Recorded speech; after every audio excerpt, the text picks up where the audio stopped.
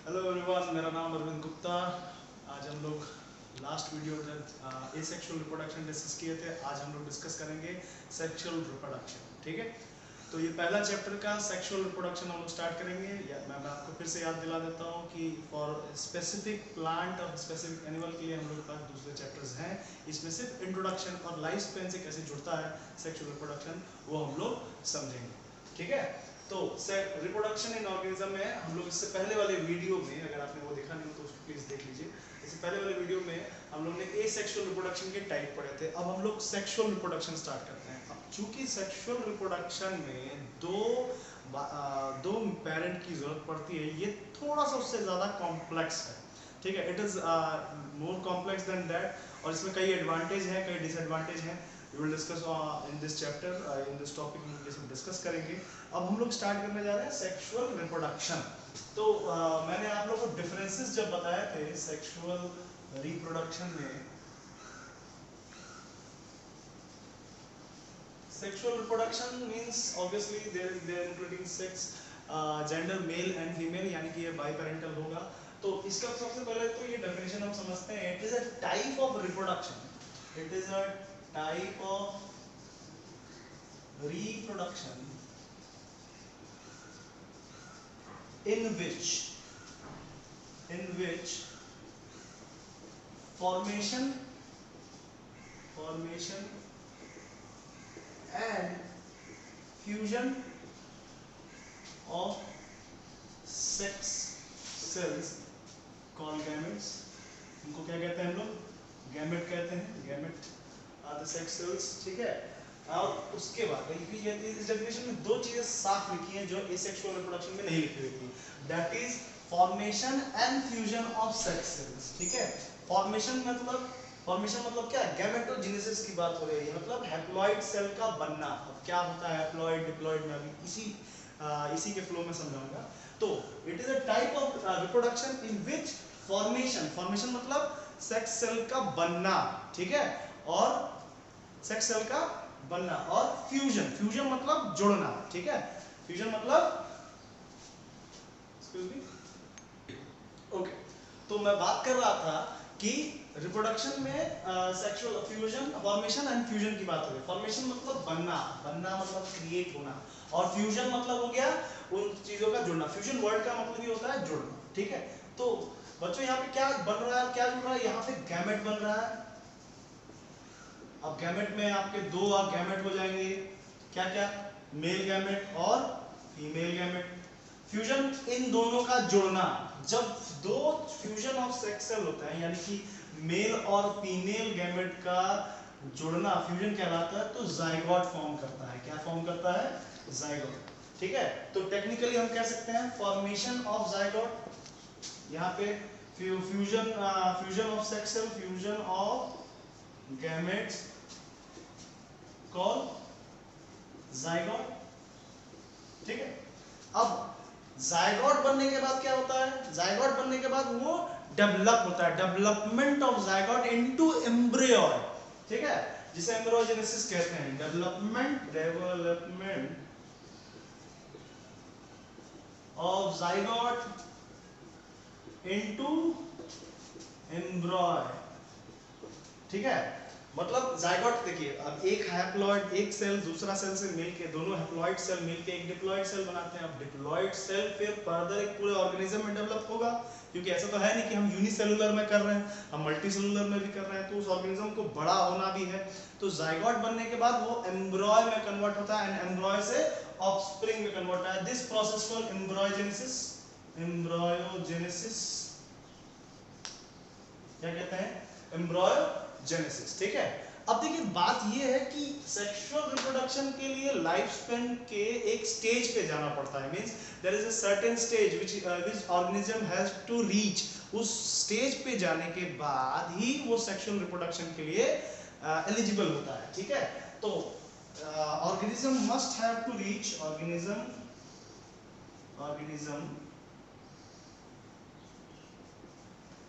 have to reach certain growth or maturity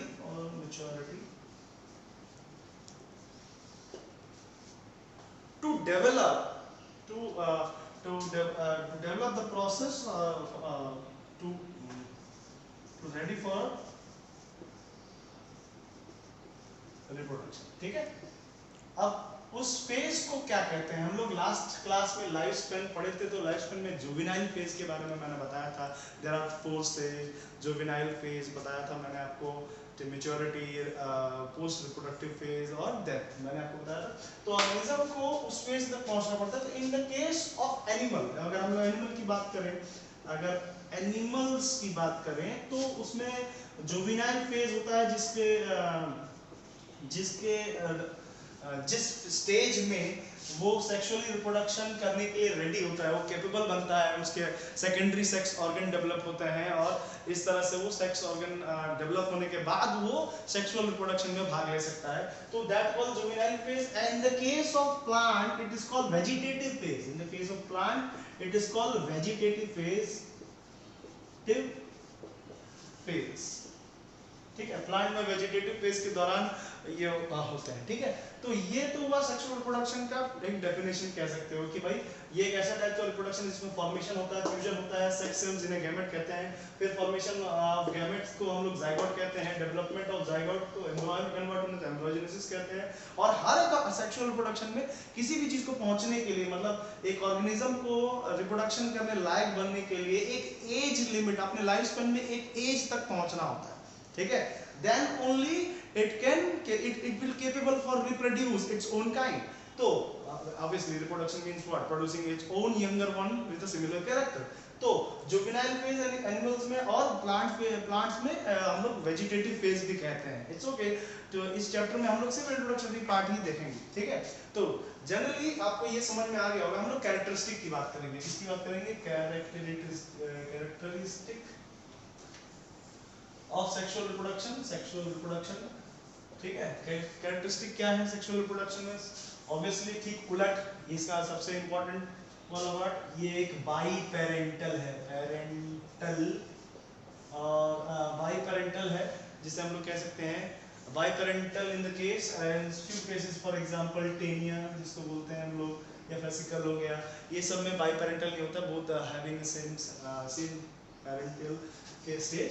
तो by parental होते हैं, इसमें दो पेरेंट होंगे, मींस दो पेरेंट मतलब एक मेल एक फीमेल। ठीक है, एक मेल और एक फीमेल। मैंने आप लोगों को इस सिंबल का मतलब भी बताया था, मैं फिर से बता देता हूं। This arrow represent that sperm is motile in nature and this cross represent that the sperm have to reach on that particular point, that's why this cross has been made.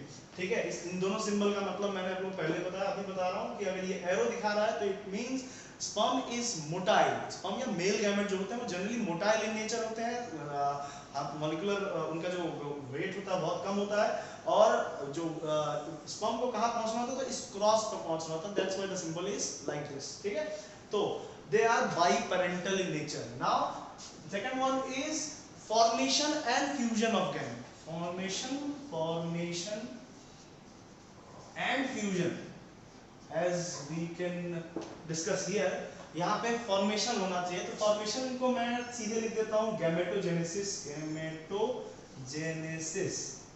ठीक है, गैमेटोजेनेसिस मतलब genesis word का मतलब होता है to generate.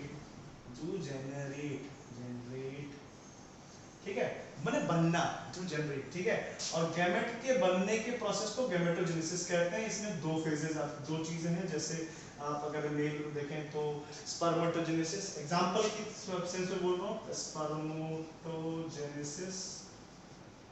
ठीक है, और oogenesis in female.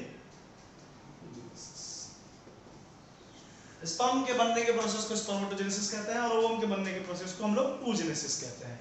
This happens in female and this happens in male. ठीक है, तो गैमेटोजेनेसिस समझ में आ गया आप लोगों को। ठीक है, फर्टिलाइजेशन का फ्यूजन को हम एक तरह से कह सकते हैं सिनगेमी या फर्टिलाइजेशन। ये वर्ड्स मैं इसलिए बार-बार लिख रहा हूं ताकि because you people are aware by this words, इसलिए मैं ये वर्ड्स आपको यही क्लियरिफाई कर दे रहा हूं कि फॉर्मेशन मतलब क्या, तो गैमेटोजेनेसिस, फ्यूजन मतलब क्या, तो फर्टिलाइजेशन। ठीक है, फॉर्मेशन में हम लोग गैमेटोजेनेसिस लिखे ही थे, यहाँ पे गैमेटोजेनेसिस तो गैमेटोजेनेसिस एंड सिंगेमी जिसको बोलेंगे, सिंगेमी और fertilization both are same thing, ठीक है। सिंगेमी और fertilization in which both the gametes get together and become a one cell, और उसे हम जाइगोट कहते हैं। तो उस प्रोसेस उस पर्टिकुलर प्रक्रिया को हम लोग सिंगेमी या फर्टिलाइजेशन कहते हैं, ठीक है। Obviously you people understand this, मेरे ख्याल से ये समझ में आ गया होगा। Next one in sexual reproduction, the formation of gametogenesis. जब भी गैमेटोजेनेसिस होता है, there is a reductional phase. यहाँ पे क्या होता है? रिडक्शनल डिवीजन होता है, रिडक्शनल डिवीजन होता है। रिडक्शनल डिवीजन मतलब क्लास 11 में आप लोग रिडक्शनल डिवीजन होगा मियोसिस। क्या चीज होगा? मियोसिस। मियोसिस आप लोग जानते हैं, it is a reductional division. अच्छा, रिडक्शनल डिवीजन में क्या होता है? रिड्यूस होते हैं, the count of chromosome is get reduce to half, ठीक है। कैसे हाफ होता है? फॉर एग्जांपल हम ह्यूमन बीइंग्स में ही देख लें तो वी हैव 46 क्रोमोसोम, ठीक है। And 46 chromosome mean to say we have 23 pair of chromosome. मतलब इस अगर हम लोग कहें 46 क्रोमोसोम, इसका मतलब यह है कि वी हैव 23 पेयर। यहाँ पेयर लिखे हैं, जोड़े, ठीक है। जैसे मेरे पास 23 पेयर ऑफ शूज है। शूज तो एक पेयर में खरीदते हैं, कोई एक सिंगल पेयर जूता तो खरीदता नहीं है। अगर आप खरीदते होंगे तो बात अलग है, ठीक है। तो हमारे पास 23 पेयर ऑफ शूज है, means we have shoes of one copy, मतलब एक जैसी कॉपी के पेयर होंगे, ठीक है। तो ये जो 46 क्रोमोसोम है, ये फर्स्ट रिडक्शनल फेज में क्या होगा? रिडक्शनल फेज, पहला फेज जो होता है मियोसिस का, that is called reductional phase. And reductional phase में क्या होता है कि 46 क्रोमोसोम, ये 23 पेयर जो है 23 क्रोमोसोम्स में कन्वर्ट हो जाता है, ठीक है। 23 क्रोमोसोम्स में कन्वर्ट हो जाता है, मींस यहाँ पे रिड्यूस हो गया। यहाँ 46 थे, यहाँ पे 23 हो गए, not pair, they are chromosomes. 23 chromosomes हो गए।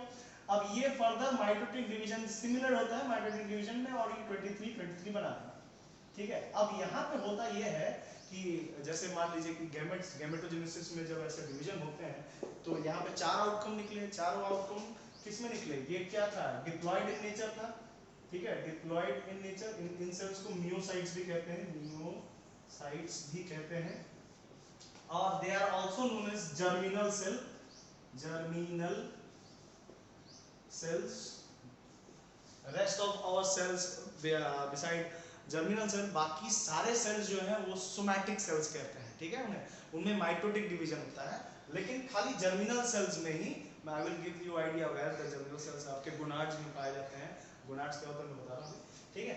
जर्मिनल सेल्स ये जो है उनमें मियोसाइट्स में मियोसिस होता है। Meiosis is the process in which reductional phase, यहाँ पे डिप्लॉयड हैप्लॉयड में कन्वर्ट होता है। किसमें कन्वर्ट होता है? हैप्लॉयड में। अब मैं आपको फिर से बता दूं, यहाँ डिप्लॉयड जो है, डिप्लॉयड का मतलब होता है, डिप्लॉयड का मतलब होता है डी मतलब 2, और प्लॉयड वर्ड का मतलब होता है यूनिट, जिसमें 2 यूनिट। तो ऑब्वियसली 2-3 पेयर में यहाँ 23 पेयर लिखा हुआ है, it means what?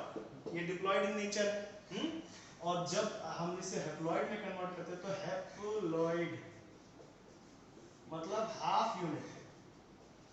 Half unit मतलब इसका हाफ यूनिट क्या होगा? इसका हाफ यूनिट क्या होगा? सिंपल, ठीक है। इसका हाफ यूनिट हो जाएगा, मतलब 23 पेयर था, यहाँ पे 23, यानी टोटल कहा जाए 46 क्रोमोसोम थे, यहाँ पे क्या हो गया? 23 के 4 पेयर हो गए। अब आप सोच रहे होंगे ये आइडेंटिकल सिमिलर है, तो एक आपको बता दूं, आप लोग अगर 11th में थोड़ा सा भी ढंग से मियोसिस पढ़े होंगे तो आपको ये पता होगा कि ये आइडेंटिकल होते नहीं, क्योंकि पैचेटिन के दौरान ही रिकॉम्बिनेशन हो चुका रहता है। रिकॉम्बिनेशन के दौरान हर एक सेल, हर एक गैमेट जो होता है वो एक दूसरे से आइडेंटिकल नहीं होता है, ठीक है। They have different genetic constitution because of recombination, ठीक है। दैट्स व्हाई आपके मम्मी पापा एक ही होते हैं और सिबलिंग्स के चेहरे और कैरेक्टरिस्टिक थोड़े थोड़े अलग होते हैं, आपने पढ़ा होगा। तो ऑब्वियसली जर्मिनल सेल इसमें आ रहा है, तो ये जो वेरिएशन है ये जर्मिनल रिप्रोडक्शन भी कहलाता है, जर्मिनल रिप्रोडक्शन, है कि नहीं? जर्मिनल रिप्रोडक्शन भी कहलाता है। अच्छा, अब ये तो आपको हैप्लॉइड मेरे ख्याल से समझ में आ गया होगा, हैप्लॉइड क्या होता है और डिप्लॉइड क्या होता है, ठीक है। जनरली जो हमारे स्पर्म, ओवम, पोलन ग्रेन ये सब क्या होते हैं? हैप्लॉइड इन नेचर में होते हैं, यानी कि गैमेट जब भी होंगे वो हैप्लॉइड नेचर में होंगे, और हमारा बाकी सारे सेल्स जो होते हैं वो डिप्लॉइडिक नेचर में होता है। कह सकते हैं सारे somatic cell diploid in nature होते हैं, और जो जर्मिनल सेल होते हैं वो भी डिप्लॉइड नेचर में होते हैं, लेकिन वो फर्दर मियोसिस ही करते हैं, वो माइटोटिक डिवीजन नहीं करते। तो मियोसिस करने की वजह से क्या होता है, वो हैप्लॉइड में कन्वर्ट होते हैं और जर्मिनल सेल कहलाते हैं। ठीक है, यहाँ तक समझ में आ गया होगा। अच्छा, अब सेक्सुअल रिप्रोडक्शन है तो इसमें क्या होता है, बहुत ही हाई वेरिएशन होता है। ठीक है, अब इतना आपको इतना समझ में आ ही सकता है कि आपके आपके खुद के सिबलिंग्स, जैसे आपके ब्रदर सिस्टर, वो कितने आप दूसरे, आप लोग आइडेंटिकल नहीं हो, आप लोग अलग अलग हो। इसके पीछे मैंने रीजन बताया कि हम जब रिडक्शनल फेज करते हैं, रिडक्शनल फेज के दौरान पैचेटिन नाम का एक स्टेज आता है, ये प्रोफेज फर्स्ट में, उस दौरान रिकॉम्बिनेशन होता है, और रिकॉम्बिनेशन की वजह से ये जो जितने भी आउटकम दिख रहे हैं, ये एक जैसे जेनेटिक कॉन्स्टिट्यूशन के नहीं होते हैं। इसलिए इसमें, अब इसमें एक ही पेरेंट, सॉरी, दो बाई पेरेंटली होने के कई सिबलिंग होंगे, लेकिन वो एक दूसरे से वेरिएंट इन नेचर होंगे। तो यहाँ हाई वेरिएशन होता है, और हाई वेरिएशन जहां होगा वहां पे आपको एक चीज एक फायदा होगा कि लाइफ स्पैन में आपके एवोल्यूशनरी पाथ जो बहुत ज्यादा अच्छे होंगे। मींस आप इवॉल्व हो सकते हैं, इवॉल्व होने के ज्यादा चांसेस रहते हैं, आप ज्यादा बचे रहेंगे। ठीक है, अब आते हैं हम लोग इसमें ही एक और कैरेक्टरिस्टिक है कि स्लो मल्टीप्लिकेशन। स्लो मल्टीप्लिकेशन क्या होगा?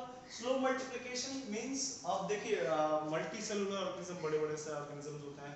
ठीक है, इनमें कोई भी चीज रैपिड नहीं हो सकता। अब यूनिसेलुलर में, एसेक्सुअल रिप्रोडक्शन में रैपिड नहीं होता है, इसमें कोई भी गैमेटोजेनेसिस नाम का प्रोसेस नहीं होता है, कोई वैसा प्रोसेस नहीं होता जो टाइम टेकिंग हो, लेकिन हमारे में होता है।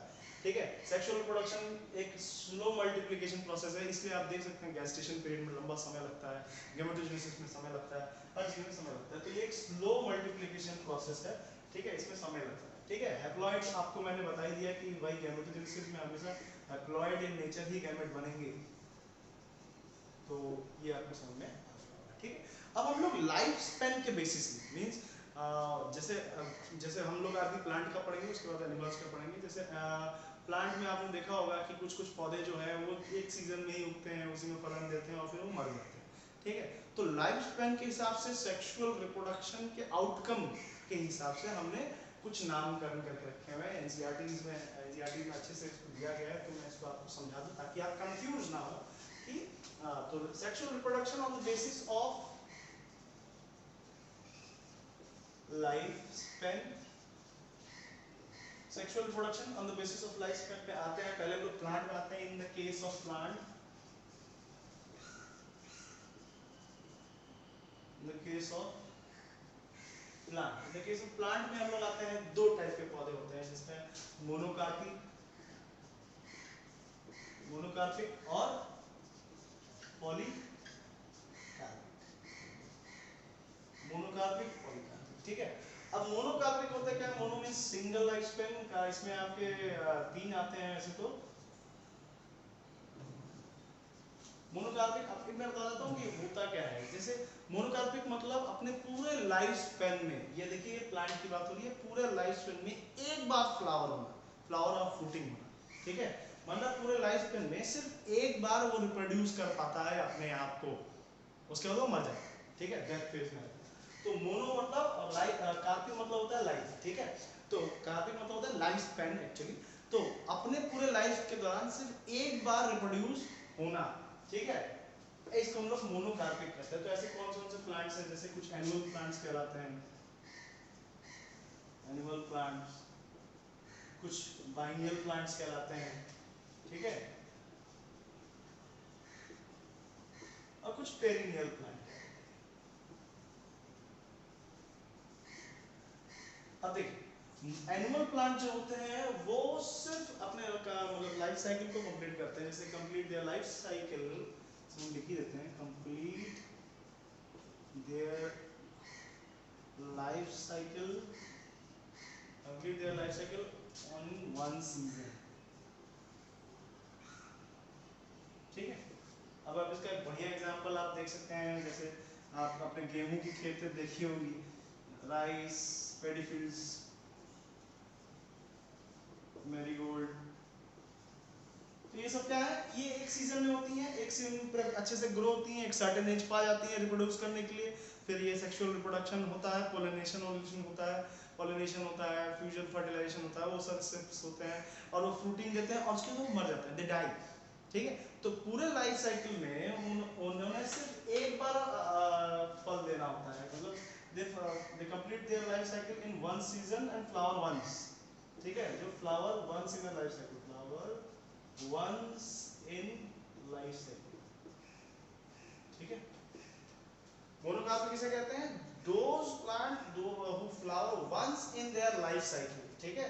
तो एनुअल प्लांट वो कहलाते हैं जो अपने लाइफ साइकिल को एक सीजन में कंप्लीट करते हैं और उसी सीजन में वो एक बार फूल और फल देते हैं, ठीक है। फ्लावर्स और फ्रूट जो भी है आप फ्रूट पढ़ सकते हो, ठीक है। अब बिनाइल देख लेते हैं। बिनाइल जो है वो उनका अलग कहानी है। It complete their life cycle in 2 seasons, जो 2 सीजन में लेके चले, माने जिनकी लाइफ स्पेन जो है complete their life cycle in 2 season, ठीक है। अब जैसे इसमें हो गया क्या, रेडिस और कैरेट, रेडिस हो गए, कैरेट हो गया। आप देख सकते हो कि जो जैसे हमने खेतों में गेहूं और वो लगाया हुआ है, इसी दौरान इसी के बीच में हम गाजर और उसकी खेती होती है, जो 2 सीजन ले लेते हैं। तो बिनाइल प्लांट उन्हें कहते हैं जो 2 सीजन में, यहाँ सीजन की बात हो रही है। जैसे रबी फसल और खरीफ फसल होता है, आपने पढ़ा होगा बचपन में, रबी फसल, खरीफ फसल, ये सब सीजनल ये सब एनुअल प्लांट्स हैं जो एक सीजन में रहते हैं, उगते हैं और फिर खत्म हो जाते हैं, फल देके खत्म हो जाता है। लेकिन बिनाइल प्लांट जो है इन दोनों सीजन में आ जाते हैं, रबी फसल वाले में भी और खरीफ फसल वाले में भी, इसलिए इन्हें बिनाइल प्लांट कहते हैं। और ये अपने लाइफ साइकिल को 2 सीजनों में कंप्लीट करते हैं और उन 2 सीजनों के दौरान एक बार फलन देते हैं और मर जाते हैं, ठीक है। पेरेनाइल प्लांट जो होते हैं ये इनका सीजन से कोई लेना देना नहीं होता, इनका लाइफ जो होता है स्पेन बहुत लंबा होता है, ठीक है। पेरेनियल प्लांट का लाइफ साइकिल जो होता है it is very long, long life cycle, ठीक है। जैसे कि फॉर एन एग्जांपल बम्बू को ही देख लीजिए, बैम्बूस, जैसे बम्बू को होता है, जैसे बैम्बूस की जो लाइफ साइकिल होती है वो 50 से 100 साल तक की होती है, ठीक है। और 100 सालों में या 50 सालों में वो एक बार ही फलन देता है, ठीक है, उसके बाद मर जाता है। मींस इसकी लाइफ स्पैन देखिए कितनी लंबी है और वो एक ही बार देगा, इसलिए वो मोनोकार्पी में आ रहा है, ठीक है। ये अपने लाइफ पूरे 50 साल से 100 साल के बीच के लाइफ में एक ही बार फ्लावर देगा, इसलिए इसे मोनोकार्पिक कहेंगे, ठीक है। और मोनोकार्पिक जो है, इस मोनोकार्पिक कहने की इसलिए कहा गया है क्योंकि ये सिर्फ एक ही बार फल देता है और बहुत ही लार्ज नंबर में देता है, लार्ज नंबर ऑफ ऑफस्प्रिंग देगा, ठीक है, वेरी लॉन्ग टाइम, ठीक। एक और एग्जांपल में दिया हुआ आपका नीला कुरंजा,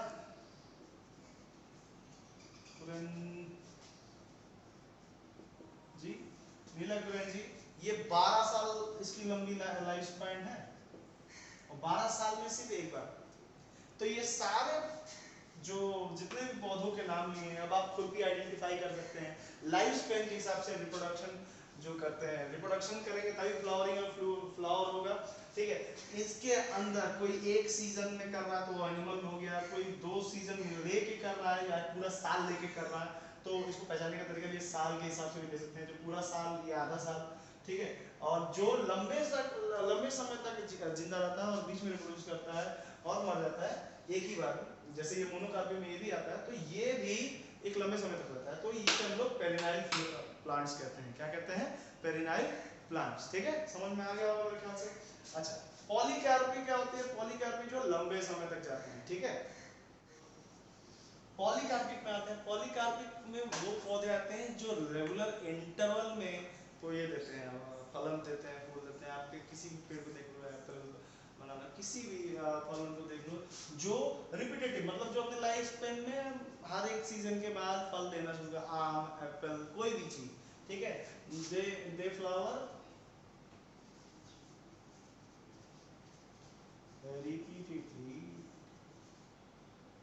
repeatedly at a regular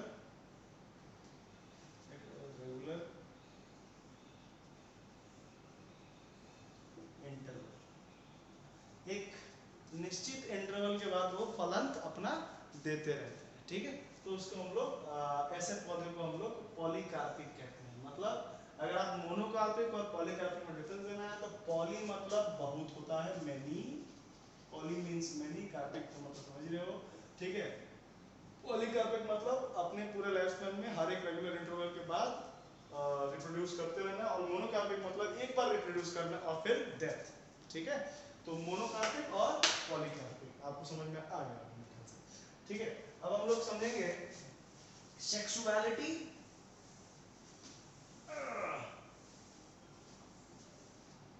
sexuality in animals.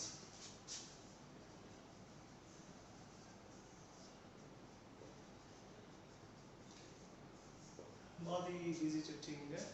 तो सेक्सुअलिटी इन एनिमल्स में, एनिमल्स क्यों बोल रहा हूँ, क्योंकि देखिए प्लांट में एपिकल मेरिस्टम जो है वो मॉडिफाइड होके इन्फ्लोरेसेंस क्रिएट करता है जिससे वो फ्लावर में कन्वर्ट हो, तो सेक्सुअल रिप्रोडक्शन होता है।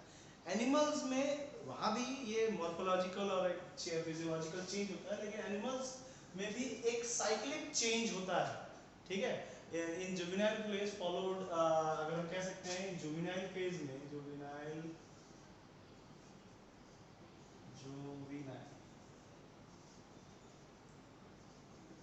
नाइल फेज के दौरान मॉर्फोलॉजिकल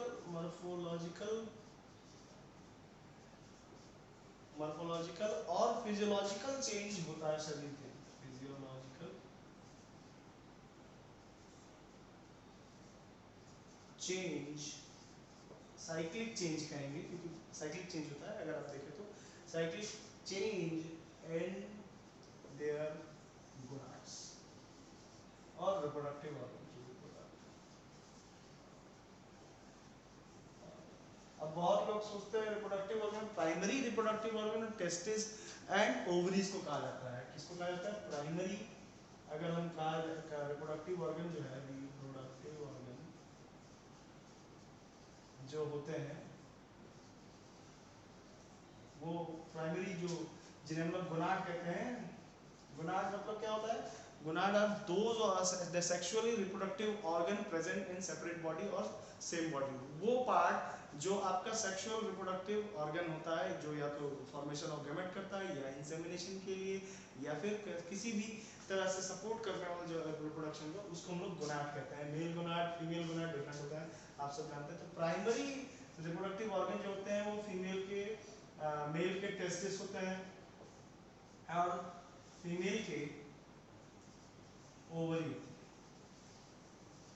ठीक है, टेस्टिस और ओवरी, ये हो गया आपका चीज। अब देखिए आप जुवेनाइल पेग में ये हायर ऑर्गेनिज्म में होता है, और तो हायर ऑर्गेनिज्म में अगर आप देखे जाए किंगडम, एनिमलिया किंगडम में, तो लोअर ऑर्गेनिज्म जितने हैं उनमें तो सेक्सुअल रिप्रोडक्शन, जैसे कि सिलेंड्रेटा, ये सब में तो सेक्सुअल रिप्रोडक्शन जो होता है, टेपवर्म, लिजर्ड, कॉकरोच, ये सब में, कॉकरोच वॉकरोच तो यूनिसेक्सुअल हो गया, अमोफोडाइट होते हैं। ठीक है, इनमें बहुत सारे अलग अलग चीज होते हैं। तो हायर ऑर्गेनिज्म में क्या होता है, थोड़ा सा सिस्टम अलग होता है। हायर में एक साइक्लिक चेंज होता है जो ऑर्गेनिज्म के अंदर होता है। ठीक है, जैसे कि एक नॉर्मल देख लेते हैं, जैसे कि नॉन प्राइमेट, प्राइमेट मतलब ऑर्डर होता है, हम लोग प्राइमेट ऑर्डर, हमारा जो ऑर्डर है वो प्राइमेट है। ठीक है, जैसे कुत्ते बिल्ली नॉन प्राइमेट कहलाएंगे। ठीक है, और गाय वाय ये सब क्या नॉन प्राइमेट कहलाएंगे, हम लोग प्राइमेट कहलाएंगे, इसमें हम लोग मंकी, एप्स, ह्यूमन बीइंग सब आते हैं। ठीक है, तो नॉन प्राइमेट और प्राइमेट में हम लोग पहले सेक्सुअल हायर में देख लिया जाए, तो नॉन प्राइमेट में ऑस्टियोसाइकिल होता है, ऑस्टियोसाइकिल, और मेंस्ट्रुअल साइकिल आप जानते भी होंगे, मेंस्ट्रुअल साइकिल होता है प्राइमेट्स में। ठीक है, तो जिन्होंने मेंस्ट्रुअल साइकिल सुना होगा वो तो समझ गए होंगे कि ये साइक्लिक चेंज क्या है। तो जैसे बहुत लोग इसे पीरियड्स का नाम भी देते हैं। तो मेंस्ट्रुअल साइकिल को पीरियड्स इसलिए कहते हैं, मेंस्ट्रुअल मतलब होता है ही है पीरियड या मंथ। ठीक है, क्योंकि ये 28 डेज में हमेशा अपने अंदर ओवरियल चेंजेस डेवलपमेंट होते रहती है। ओवरी का वो एंडोमेट्रियम का लेयर का बनना, डिस्टर्ब होना, फिर बनना, फिर डिस्टर्ब होना, ओवरी का डेवलप होना, हार्मोनल कंसंट्रेशन ऊपर नीचे होना। तो ये मेंस्ट्रुअल साइकिल में आपने क्लास 10 में पढ़ा होगा। ऑस्टियो साइकिल में, ऑस्टियो वर्ड का मतलब होता है फेंजी। फेंजी मतलब होता है मींस वेरी स्ट्रांग अर्ज, अनकंट्रोलेबल इमोशन। ठीक है, इसका मतलब होता है अनकंट्रोलेबल इमोशन, अनकंट्रोल इमोशन दे देते हैं। अब आपने देखा होगा कि जानवरों में जैसे अब हाथियों को देख लीजिएगा कि जब उनका जो वो जुवेनाइल फेज हुआ करते थे वो हीट हो जाते हैं, इसको हम लोग हीट साइकिल भी कहते हैं। इस दौरान वो एकदम एग्रेसिव हो जाते हैं और हार्मोन की वजह से बहुत ज़्यादा एग्रेसिव होते हैं और सेक्सुअली एक्टिव होते हैं। इनका ज़्यादा लंबा पीरियड नहीं होता, उसी दौरान इनको सेक्सुअली इंटरकोर्स कर लेना होता है जिससे इनके बच्चे होने के चांसेस ज़्यादा हो। ये हमेशा नहीं रहते, ये सिर्फ उस दौरान होते हैं जिस दौरान ओवम एकदम डेवलप होकर तैयार होता है। उस समय ये जानवर जो होते हैं वो बहुत ज़्यादा हीट हो जाते हैं, उत्तेजित हो जाते हैं, ठीक है।